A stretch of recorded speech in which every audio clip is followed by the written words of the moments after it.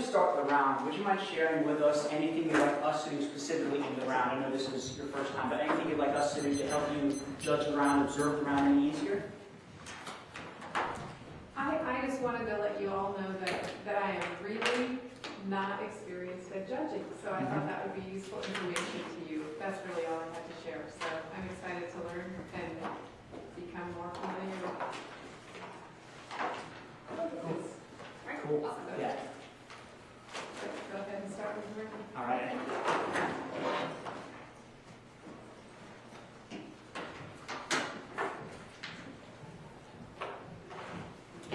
Everyone is ready?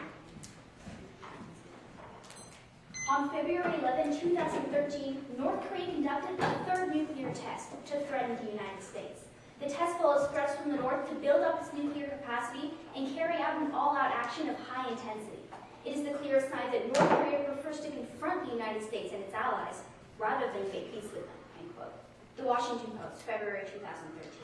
The intentions of North Korea's government are clear. With very recent satellite, rocket, and nuclear tests, they are moving further to fully developing a long-range nuclear warhead.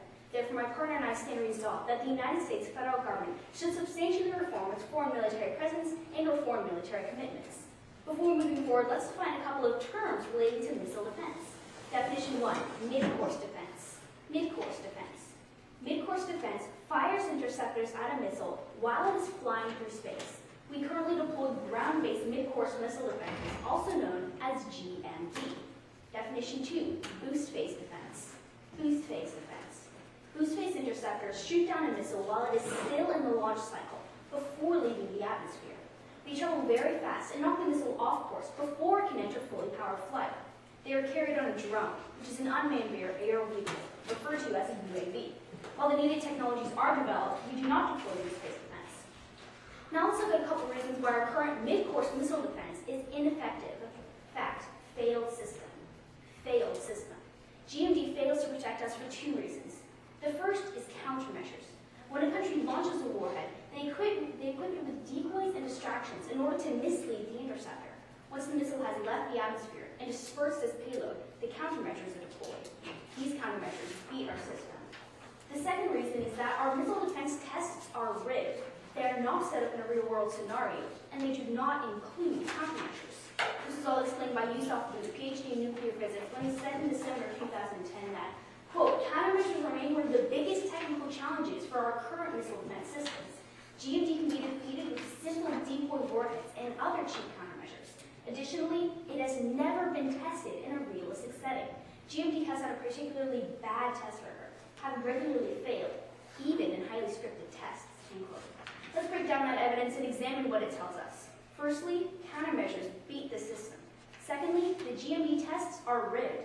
And thirdly, GMD fails even in the rigged tests. It's very clear that in the current system, we are not protected. Now let's examine the primary nuclear threat facing the United States and our harm. North Korean threat. North Korean threat. For years, North Korea has been building a nuclear program. Let's examine this threat in two subpoints. Subpoint A, strike capability. Strike capability. Their nuclear test just last month proves the significant progress they have made on their nuclear program. CNN reported on February 13, 2013 that, quote, North Korea pushed the button on its third underground nuclear test, this time using more sophisticated technology than its previous attempts. Anytime the North Koreans stage a test, it significantly improves their nuclear capabilities. This nuclear test comes after they staged a rocket launch in December that was successful. This test is a significant step forward, end quote. North Korea is moving swiftly toward a nuclear warhead to equip on an ICBM, an intercontinental ballistic missile. According to most estimates, North Korea will have a nuclear warhead capable of hitting the West Coast by 2016, within 3 years. Millions of lives are at risk. This poses an unacceptable threat to our citizens. So will North Korea strike? We'll examine that in our subpoint B under rational actor. Subpoint B, irrational actor. North Korea's hostile stance toward the United States produces their irrational policy making. They wish to strike the U.S. with a nuclear warhead, and they will stop at no means to achieve that goal. In fact, just last month, the government of North Korea released a propaganda video of the U.S. being hit by a nuclear warhead. The U.S., they claim, is the sworn enemy of the Korean people. Even more alarming is the recent development in their hostile stance toward the U.S. Just last month, North Korea publicly declared their intention to strike the United States with a nuclear warhead. Let's take a look at this report from NBC News on the 7th of March that says, quote, North Korea announced Thursday that it could launch a preemptive nuclear attack against the United States in the face of new UN sanctions. This is escalation of their increasingly aggressive stance toward the U.S. Experts note that their recent advances in its nuclear weapons program means that such bellicose rhetoric cannot be taken lightly, end quote. North Korea wants to see the United States reduced to ash. They're threatening to strike us, and yet we do not have the defense capable of protecting our citizens. Therefore, my partner and I propose the following plan to adjust our defense system. Plan, boost phase defense. Boost phase defense. Upon an affirmative ballot, the government will assemble and deploy 5 boost phase stealth drone ICBM intercept vehicles in airspace over the Sea of Japan to cover all of North Korea. Any needed maintenance or refueling will be done on already existing bases in Japan and South Korea. Through the standard of best available technology, the Department of Defense, DoD, will decide which interceptors and drones to use as a standard procedure. Funding will be an average of $500 million per year, adding up to $10 billion over 20 years. Agency and enforcement will come from Congress, the President, DoD, and any other needed government agencies. We reserve the right to clarify any part of our plan if needed. Let's now examine how boost phase interceptors will be successful in protecting the United States and our allies. The solvency point. Solvency, effective defense. Effective defense. There are several reasons why boost phase interceptors are an effective missile defense system. The primary one is that countermeasures cannot be deployed during boost phase, so we are striking the missile down at its most vulnerable stage. George Lewis, PhD in experimental physics, and Theodore Postel, professor of science, technology, and national security policy at the MIT, said in November 2010, quote, drones are carrying high-speed and fast-accelerating missiles that could shoot down long-range ballistic missiles shortly after they are launched and before they begin deploying the countermeasures. It will be possible while patrolling outside the borders of North Korea to shoot down an ICBM with its nuclear warhead at existing launch sites anywhere in the country, end quote. Drone defenses work. Let's now look at the benefits of an affirmative ballot with our advantage. Advantage, protection, protection. This new upgraded system will protect us from the North Korean threat. Patrick M. Cronin, Senior Director of the Center for New American Security, said on April 16, 2012, quote, we can defeat North Korea's unacceptable missile program by developing boost phase intercept capabilities based on proven technologies. We can plug the gap in missile defenses, end quote. The affirmative team has the backing of many experts who agree that boost phase missile defense is ultimately the best way to defend against enemy missiles. This advantage is the following impact of lives saved. Lives saved. Voting affirmative will employ a reliable and effective missile shield. The updated technology and strategy that drones provide will ensure that our nation is secure. North Korea is aggressively pursuing an ICBM. Not only was their recent test a success, they are reportedly planning another test for this year, with intelligence indicating that they may be setting one up right now. Our enemy is planning to attack us, and yet we sit idly by, refusing to pursue the best possible defense for our nation. My partner and I believe that we must do better.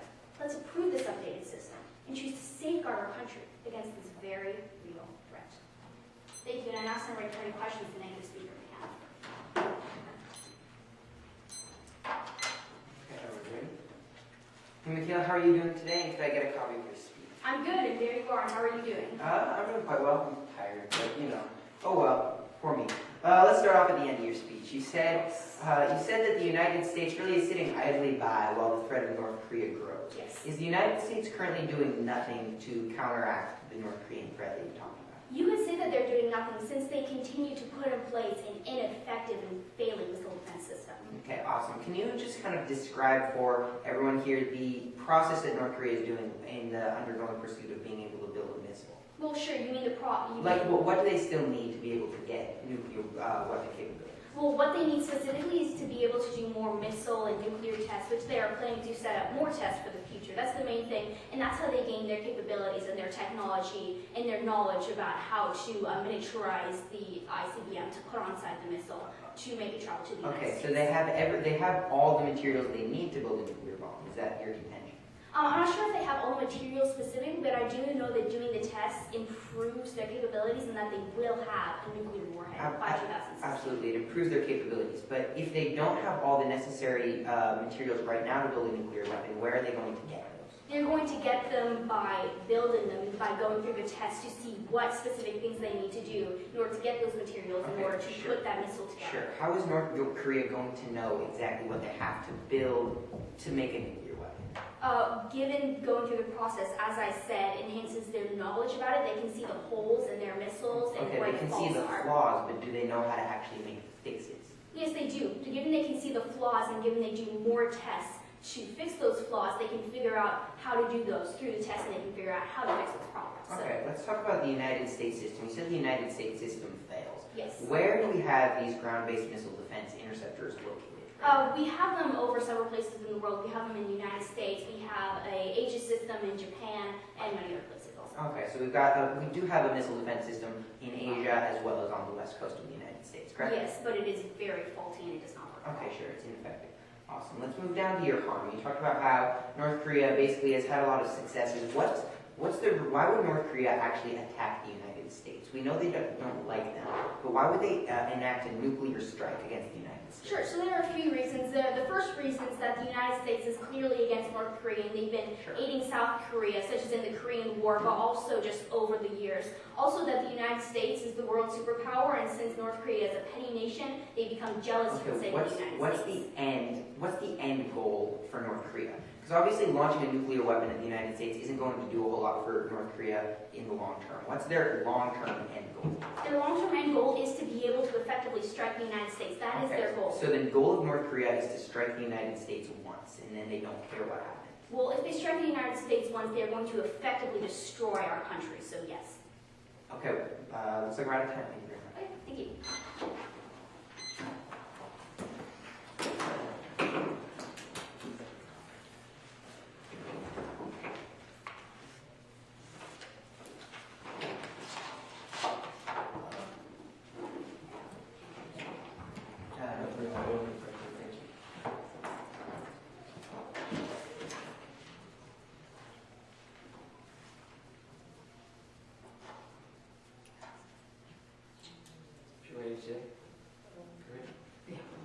Cool.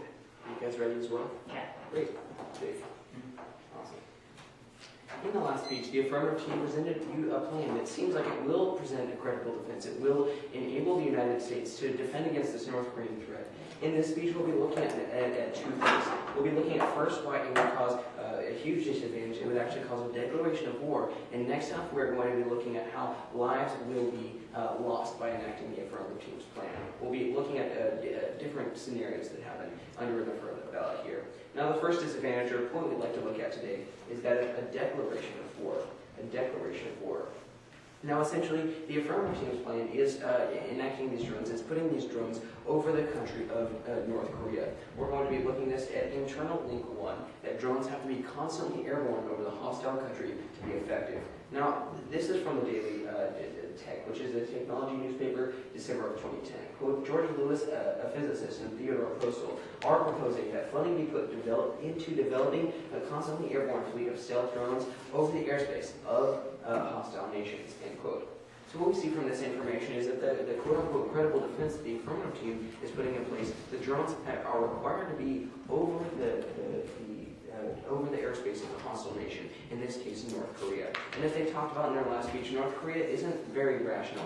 They said that North Korea will launch a nuclear bomb at the United States in 2016 because that's when they'll have the capability, but they're really jealous of the United States. So essentially what's going to happen when we make this declaration of war, actually let's look at if it's a declaration of war or not, which it is from Dean Wilking, a PhD in physics from Harvard, 2004.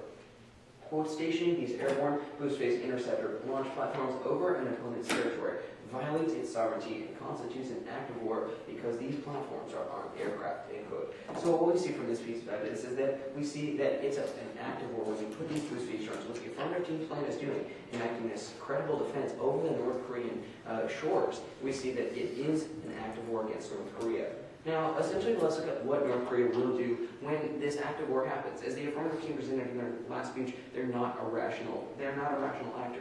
Actually, Bloomberg outlined this on October 1st of 2012. Quote, North Korea routinely accuses the U.S. and South Korea of military provocations. New leader Kim Jong-un, who succeeded his Father Kim Jong-il, as dictator last year, told army units in August to prepare for the sacred war during the annual U.S.-South Korea military drill. End quote. This piece of evidence just outlined what North Korea will do, what it's preparing to do. It's preparing to start a full-out assault against United States and South Korean troops in the South Korea.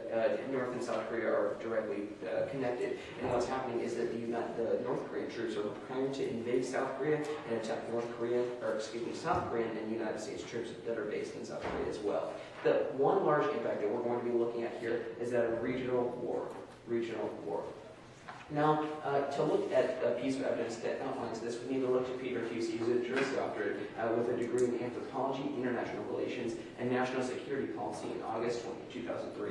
A withdrawal from North Korea by the United States would do nothing except cause another Korean War, kill millions of Korean citizens and civilians and soldiers, and place in danger the ability of Japan to maintain its economy in the face of a Korean peninsula and communist hands. End quote. This outlines the war scenario that would happen when the United States withdraws. Now, what's going to happen is with the United States, without the United States withdrawing, they will be killed anyway. They will be killed as well. Let's look at this from Reuters, January 4th, 2012. The Economic Research Institute said that North Korea operated a 1.02 million strong army and a record number of tanks, warships, and air defense and artillery. Total military personnel strength is 1.2 million. The depressing reality is that it would not be wrong to say that North Korea's military strength is stronger, the Institute said. The North is far superior in terms of troops, and especially the North military is structured in its formation and the deployment in purpose of an offensive war, end quote. And so what this piece of evidence was talking about is saying that North Korea's conventional military is a lot bigger. It's saying that that 1.2 million number, if actually is the forces that North Korea has poised to strike South Korea, is a lot bigger than what South Korea has to hand back at it. Now, actually, Daniel Wagner and Michael Brill outlined a conflict scenario, did a study on the conflict scenario, and came up with a few conclusions. It's a really long article, but essentially what it says is that the United States will get killed, will get carried along with the wave of North Korean invasion. So once the affirmative team starts a war by placing these blue-faced interceptors over North Korea, we're going to see an all-out war between North Korea and between South Korea. And the United States troops are going to be caught up in that mix, even though they are the best soldiers in the world. There are just too many of the North Korean soldiers to have the United States provide a credible defense against them. And we'll be looking at another piece of evidence talking about China. Actually, China will get involved in this conflict because China is the regional hegemon there. The United States is the global hegemon. It has the most power. Hegemon means the nation with the most power. The United States is the nation of the most power in the whole entire world. But indeed, China is the nation with the most power in that region. There's China, there's Japan, there's North and South Korea, there's also Russia, but they were only a threat during the Cold War. And right now, they're not a threat at all. And they're the Philippines, and there's Australia and other things over here. But it's China that is the regional hegemon. And let's look at how bad it would be if China was involved. From the New York Times, December 13, 2012. Analysts said that China's overriding fear was of a collapse, that the hardline communist government in Pyongyang, which is the North Korean government, which could lead to the reunification of the Korean peninsula under the government in Seoul, allied with the United States. China, they said, would consider an American presence on its doorstep untenable, end quote. This piece of evidence is talking about how the United States, if there was a war scenario in which the United States troops had to act, China would have to get involved because the territory that is bordering China is that of North Korea. And when North Korea, it might or might not get invaded, when there's the threat of North Korea being invaded, China will assist North Korea because they don't want the regional stability, they don't want the regional hegemony of their power to be decreased. That's why they will act, and that's why the war will be that much more bloody. The affirmative team is causing something that they did not intend. The second thing we'd like to look at, the second disadvantage here, is that of debris fallout. Debris fallout. Now, essentially what's going to happen under this is we're going to examine the link and the impact here. Now, the link is that the affirmative team uses boost-phase missile defense, and this spreads radioactive plutonium over a large area, from Helen Hughes, a PhD in 2002. Nuclear contamination from a warhead that simply broke up on impact would badly contaminate the land with plutonium and remain dangerous, perhaps thousands of years. End quote. Now, the impact here is that of people dying. Now, when you see this radioactive plutonium spread over the landmass here, we see that after the boost phase interceptor does intercept, or it won't, as you'll see in my next speech, but if the boost phase interceptor does intercept, it'll cause the dying of thousands and thousands of people because this radioactive plutonium will spread for miles and miles over the land. Now, as Jeffrey Lewis talked about in 2004, it's called Newton's first law of motion. Whenever debris remains will fall forward, including the warhead, likely killing plenty of people where it lands. In some cases, according to Jeff Forden, murdering more people than the terrorists in September 11, 2001. That's what you're seeing under an affirmative ballot here. You're seeing a regional war, and you're also, in the end, you're seeing millions of lives lost, more than September 11. That's why you need to vote negative to prevent these damaging conflicts. Thank you.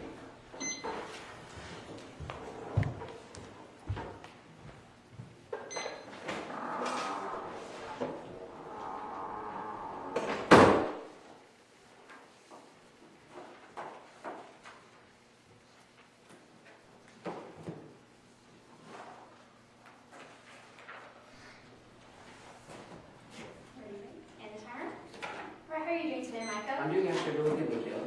Okay, good. Let's go into some questions about your speech then. Now, why do the missile defense systems have to be over the airspace directly? Well, actually, if it wasn't over the airspace of North Korea, it would not be effective, as Theodore Lewis and George Postal showed in their study. Right, I know you said that, but why wouldn't it be effective? Well, because they wouldn't have the time to reach the interceptor. They wouldn't have time to reach the ICBM.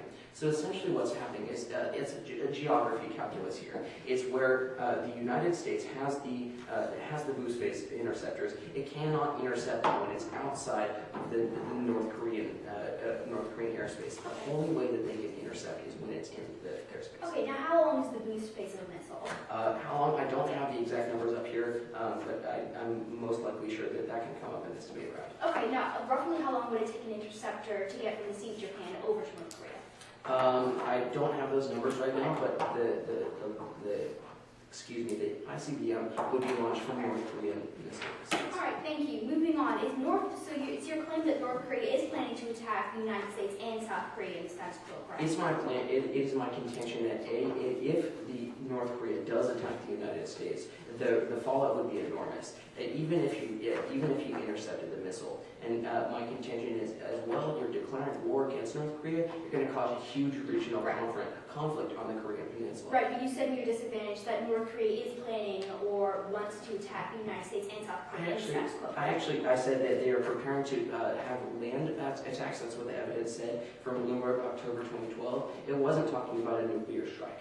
Okay. Now, can I see the piece of evidence that you read under your impact of regional war? Of course, there were a lot of pieces of evidence that are referenced, but here are all of them right here.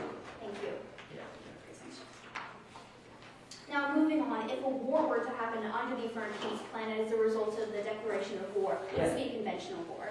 This would be, yes, it would be a conventional war because the Koreans, they don't yet possess a nuclear bomb. And when you put these boost phase interceptors over North Korea, they will see this as a threat because they've been preparing for that for years, and that's what's going to happen. The whole regional war idea. Okay, now will there be more lives lost, hypothetically, under a conventional war or under the United States being hit with a nuclear warhead? Under the United States being hit with a nuclear warhead, you're going to come up and say that your boost phase interceptor works. And what's going to happen is, first off, it actually doesn't, and second off, it will kill more people than 9/11, September 11, 2001, as the piece of evidence that I read at the end of my speech showed. Because it just said, you want to... I just have a couple questions. I'm sorry. Now, do we have a strong conventional line in the United States? The United States does, but not in South Korea. Okay. Now, are you saying that China would support North Korea in a war? Definitely they would, because they're bordering China and they just want to increase their regional stability. They want to increase the safety of China. And that's why they will assist North Korea in a war. And they will. All right. Yes. Thank you very much.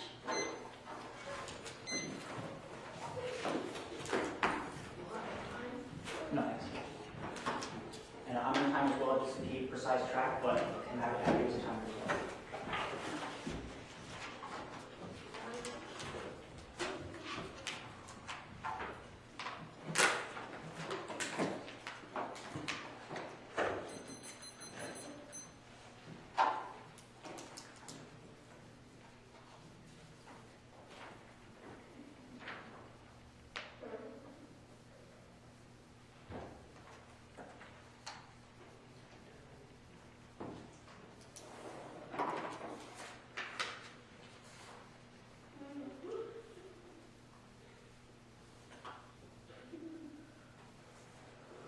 All right, Judge, ready?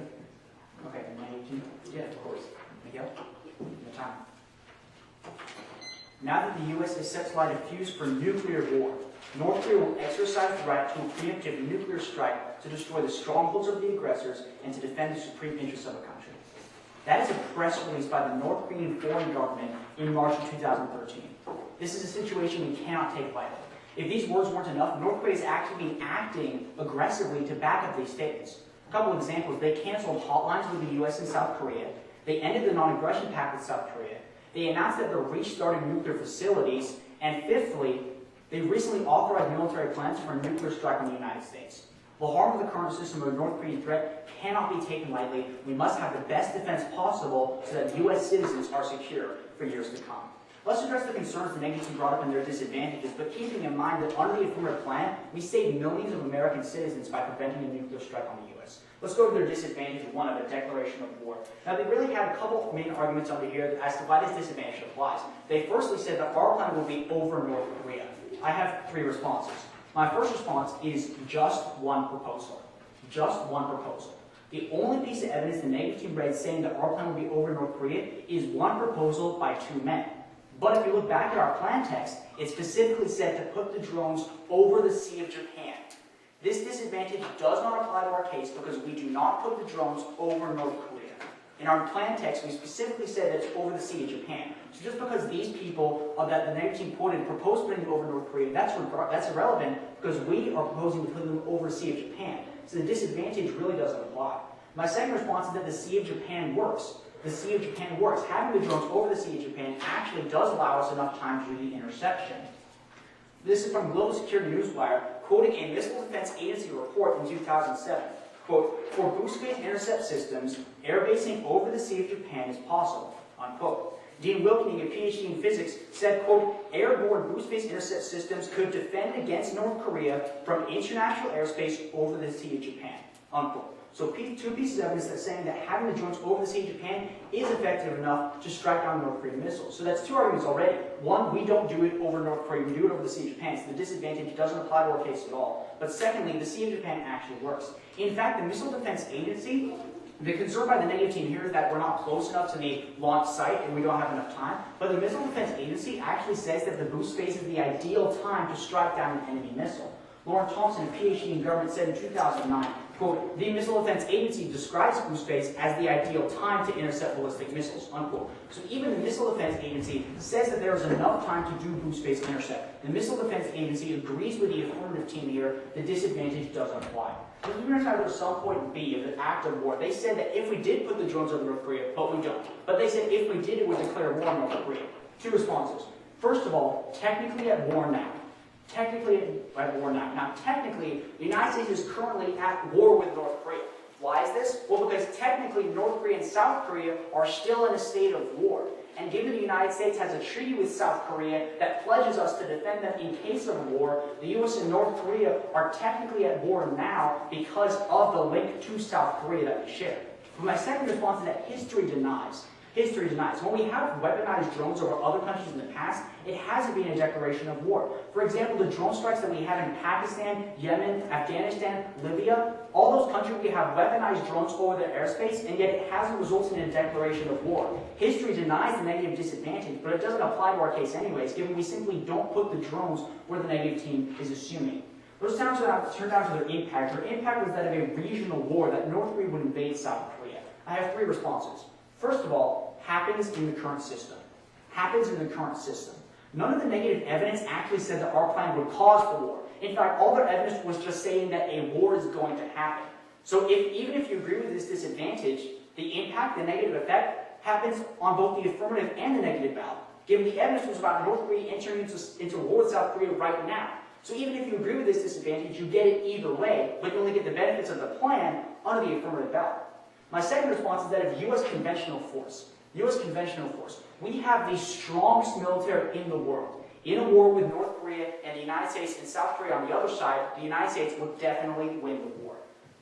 Secondly, they talked about how China would get involved in the war because the troops would be on their border. My response is that they wouldn't get involved. They wouldn't get involved. Now, the reason China wouldn't get involved is really the negative team's argument here is that China and North Korea are kind of allies and they don't want to be really burdened by the United States being near their coast and being near actually where China is. However, China knows that entering into a war with the U.S. would essentially be World War III. That's obviously not beneficial for China's objectives of foreign policy in the current system or under our plan. It's really improbable to assume that China would in fact engage in war with the United States. That's an improbable scenario. My third and final response to here is that our plan defends against a nuclear strike. Our plan defends against a nuclear strike. Now, the negative team, another possibility if this conventional war would be to happen is that North Korea could fire a nuclear weapon at South Korea. But the great thing about our plan is that we defend South Korea as well from a nuclear strike from North Korea.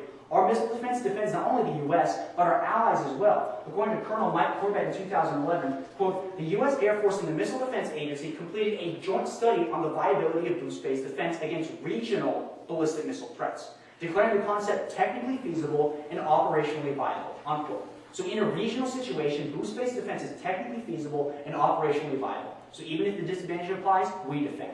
Now we see the disadvantage doesn't apply, let's turn to the disadvantage 2 then, of debris fallout. I have 3 responses. My first response is that of broken up. Broken up. This is a quote from the negative evidence that said that if the warhead was broken up, then the radioactive material would spread. So the negative disadvantage assumes that the warhead is broken up and that it can spread. But my second response is that the warhead is destroyed. The warhead is destroyed. The boost-based defense is so amazing, the technology is so upgraded, that it can actually destroy the whole enemy ballistic missile so that the plutonium wouldn't spread. This is according to a piece of evidence from Dean Wilkening, a PhD in physics. He said in 2004, quote, boost-based ballistic missile defense is alluring because the entire payload may be destroyed in a single shot. That wasn't enough. Lieutenant Colonel David Hinsey said in 1996, so this is back when boost space was just being thought of. We've even upgraded our technology even more than this since then. He said, quote, it is important to recognize that the warhead is physically destroyed at intercept with airborne boost-based defense. Shortfall of an intact nuclear warhead is no longer an issue, unquote. So under our plan, we totally destroy the nuclear warhead. Now what does that mean? That comes to my third response, that the detonation device is destroyed. The detonation device is destroyed. Now, the way a nuclear warhead is designed is that the detonation only occurs in the plutonium and the radioactive disease only spreads if the warhead reaches its destination, and thus only if the detonation device is actually set off. But with boost-based ballistic missile defense, we destroy the detonation device, thus it means that it's not actually set off. So even if the warhead were to fall, it doesn't matter because scientifically, the warhead wouldn't be broken up, so the radioactive material wouldn't spread. So science denies this disadvantage, but also the evidence we've read denies this disadvantage. When you look at the negative arguments, it's pretty clear that they don't actually apply to our case. Disadvantage 1 is contingent on the drones being over North Korea, but our plan doesn't do that. Disadvantage 2 ignores physics, ignores the studies that we've done, and ignores science. We'd have to be affirmative about because we avoid the disadvantages and get the advantages of defense.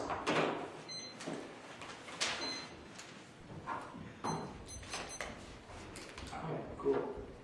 Both at times. All right. It's very convenient. Ready? Awesome. How are you doing today, Grayson? Great, Matt. How are you? I'm doing awesome. Now, the question I have for you today is how is a nuclear bomb made up, starting at the bottom of the flow? At the bottom, with the disadvantage 2. Yeah, debris fallout. How is a nuclear bomb made up? What is it comprised of? Well, there's a lot of different things. You have to enrich the plutonium, you have to enrich the uranium, and you have to build the physical materials in order to carry those radioactive materials. Okay, so all right, great. So there is plutonium, there's radium in a nuclear weapon. Yes. Okay, moving on. Now, where would the nuclear missile go after it's evaporated? Most likely, the ballistic missile wouldn't fall backwards because that's not how physics work, but it wouldn't be able to continue on its path enough to reach any destination. It would likely fall in the sea, given that's between the United States and North Korea.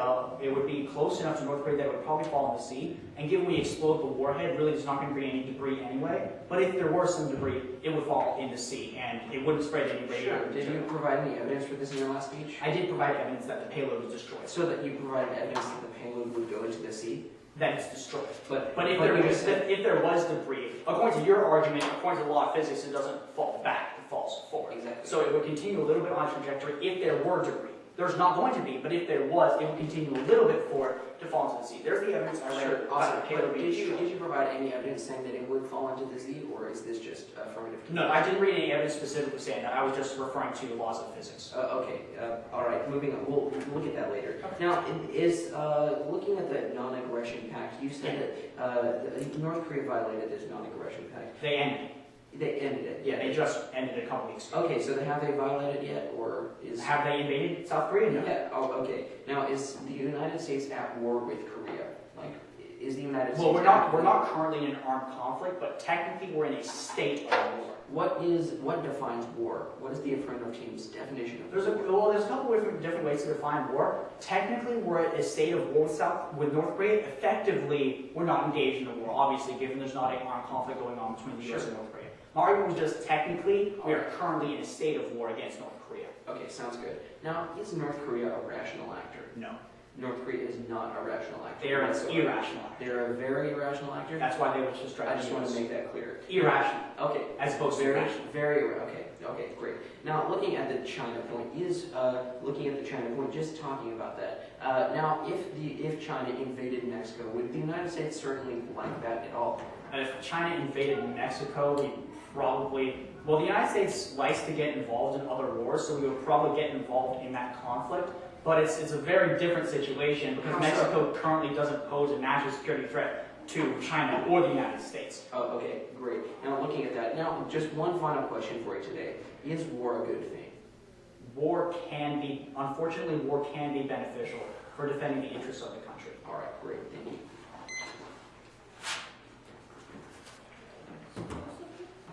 Just start prep time for a quick second.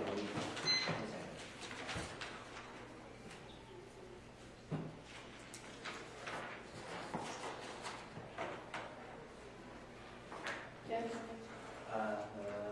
Yeah, that's good. Great, thank you. Okay.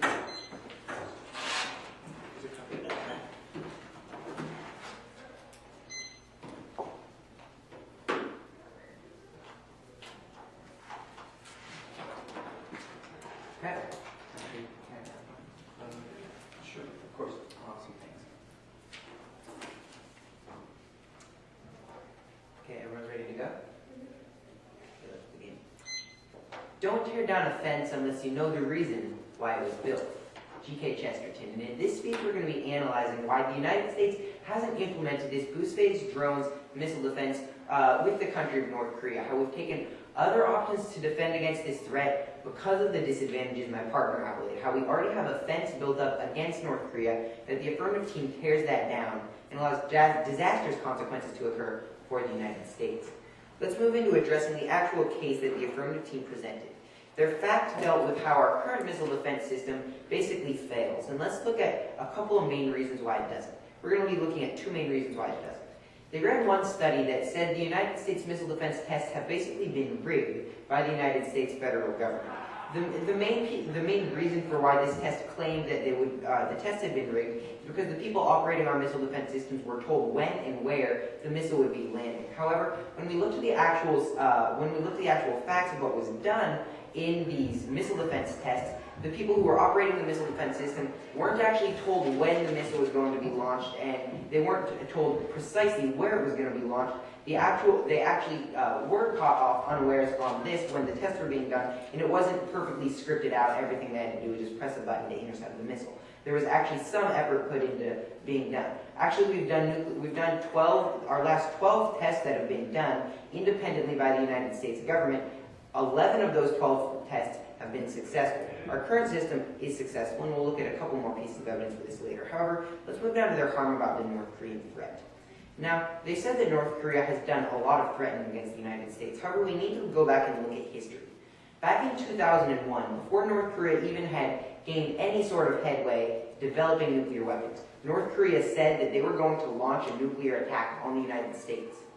In 2001, over a decade ago, North Korea said they were going to launch a nuclear weapon at the United States soon.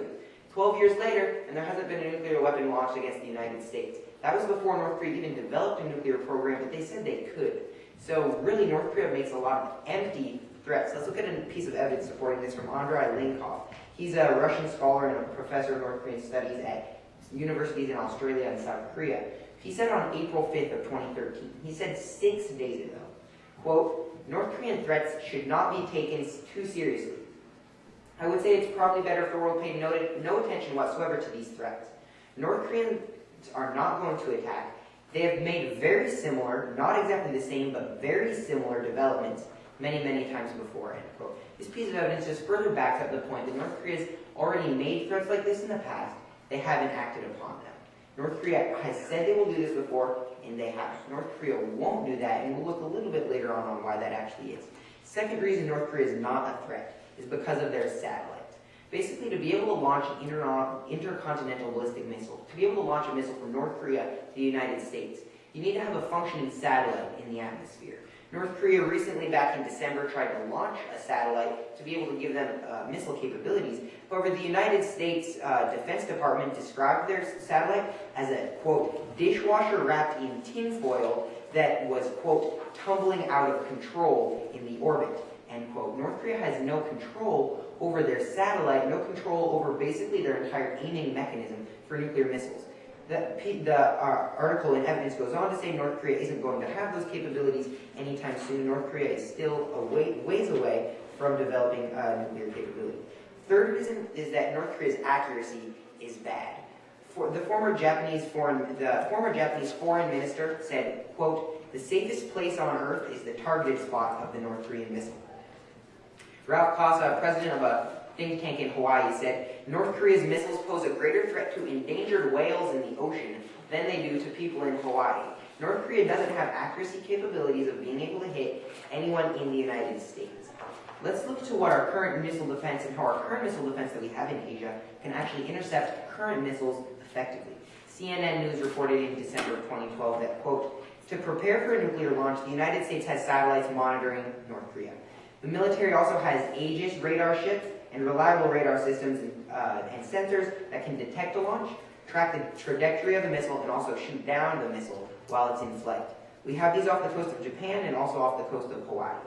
Also back in 2012, the Secretary of Defense stated we could effectively defend against a North Korean missile. This all came a couple of months ago. An interesting development occurred actually 2 days ago, when the United States actually moved ships off the coast of the Koreas, directly off the coast, to intercept a missile launched by North Korea.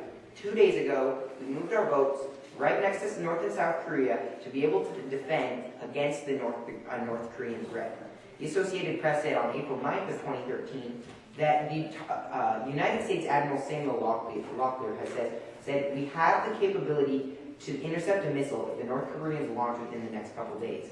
He said North Korea is keeping a large percentage of its combat forces along the border of North and South Korea, end quote. Essentially what this piece of evidence says is that we have the capabilities. We've recently just moved our ships to the side of North and South Korea to be able to intercept this problem. Let's move to my last argument, which is that North Korea still has testing to undergo. Obviously, the affirmative team agrees with this, and various experts have stated North Korea is still years upon years away from getting a nuclear weapon.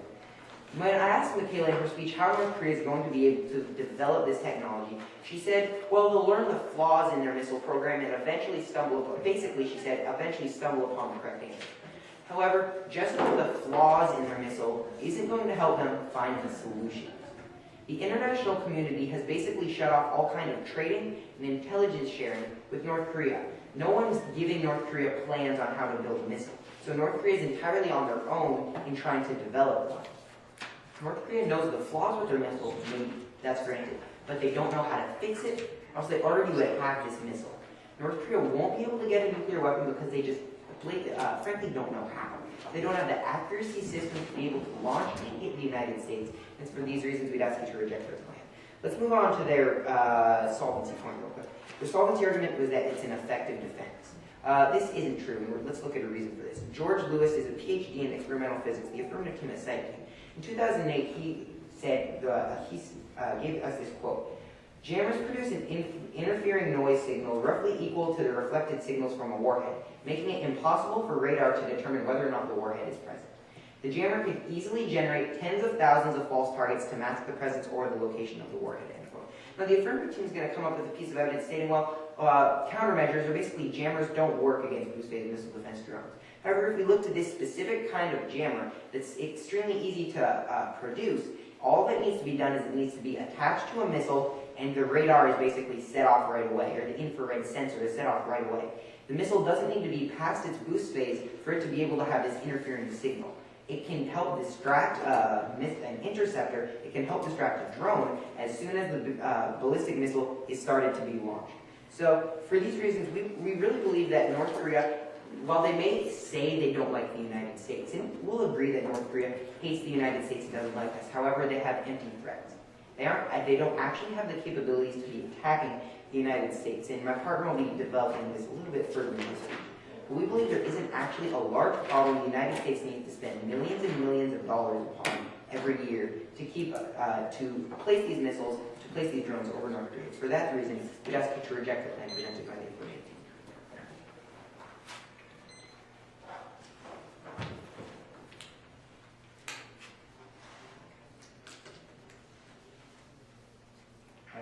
TJ, how are you doing? Excellent. Pretty much. All right, cool. Just got a couple questions. First of all, you talked about how when they did the missile defense test, that they didn't know when the missile was going to be launched, right? Basically, yeah. Okay, two questions. One, did you read the evidence for this? I didn't read the piece of evidence in the speech, no. Okay. Two, did that your analysis, did that include countermeasures? Did it include countermeasures? No, it actually didn't specifically. Okay. Okay, so the missile defense tests don't include the countermeasures, right, of the mid-course defense? The specific example I think I was talking about didn't. I believe the 12 other examples that we did may have included countermeasures. Okay, did you respond to Mikhail's analysis of the 1AC that every test we've done hasn't included countermeasures? I didn't directly respond to the fact that, to that, no. All right, thanks. Moving down, you said that North Korea has been threatening the U.S. to strike us for about 12 years, right? Mm-hmm. Yep. Can North Korea strike the United States if they don't have the capability? No, I think both teams would agree with that. Okay, so North Korea's threats become more serious the further along time grows and the further they come toward the capability, right? They made the same threats of a nuclear strike 12 years ago. Well, did they say we're going to strike you now, or did they say we're going to build a nuclear war to strike you now? They said that we're going to strike the United States, and Okay. obviously they didn't say that in 2001 and expect it to happen in 15 years. Okay, thanks. And just one more question on this. Just because it's taking them longer than they might have expected, does that mean that we should ignore their threat? If we look to the progress that North Korea is making, they really aren't making substantial progress. Okay, so you're essentially saying that missile defense, period, isn't needed because North Korea's threats aren't accepted, or you're just saying Not we that should it improve our isn't missile needed. defense? We just we say we don't need to improve it. We Okay. already have capable measures right off the coast of North. Awesome, thanks for clarifying that. Moving down to your argument about how we just moved our ships near Japan. This was talking about the Aegis system, I believe? I believe it was the Aegis ship. Okay, cool, thanks. And one question more on the harm before we turn to the solvency. You said North Korea is still testing, and that if they're just testing, they can't exactly find out the flaws and how to fix it from that. Does North Korea have like nuclear scientists who are working on the program, or is it just people randomly exploding bombs and trying to No, see? they definitely have nuclear scientists. However, these nuclear scientists knew everything they already have in missile right now. Well, doesn't it take a long time to build up a full nuclear warhead? Well, they wouldn't. They've continually failed in the past when they've tried to do this. They've had some miserable failures. Okay, but every time they test their nuclear warhead, it's more alarming for international security, right? When they make a nuclear warhead test, sure, it may be alarming that they're trying to build this. Okay, thanks. Could I have a piece of evidence about the jammers? Yeah, you guys. Sure. When we're trying to shoot down an ICBM, where is there a bigger space around the ICBM? In space in the mid-course, or during the boost phase? Bigger space, so like where on the missile? As in like area around the missile where we could incorrectly detect it. In the mid-course, I believe. Okay, and could we take a look at the piece of evidence about the jammers? Two questions here. One was did this mention North Korea's capability? It doesn't mention North Korea. Okay, thanks. And one more question, was this about mid-course? Did it mention boost phase? No.